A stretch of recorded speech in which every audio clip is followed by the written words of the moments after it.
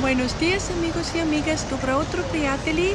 Днес ще видим една типична испанска закуска, а именно тостада, което е препечен хляб, томате райадо, настърган домат, aceite de oliva, зехтин и хамон.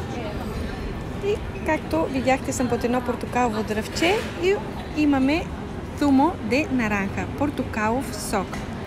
И така ще повторим още веднъж.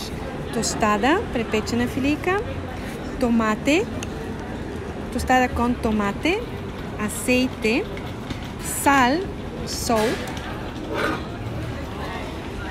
хамон, zumo de naranja и кафе. В моя случай е кафе виенес, виенско кафе. Que aproveche. Hasta luego.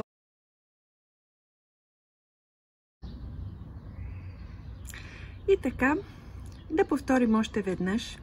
El desayuno. El desayuno. Закуската.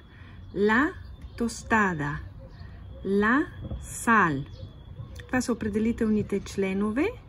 Женски род и мъжки род. Следващия урок ще се запознаем с тях по-подробно.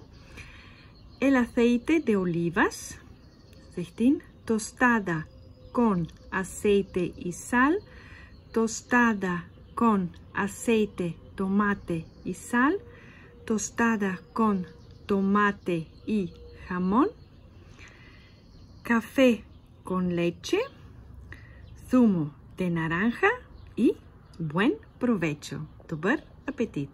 Hasta luego!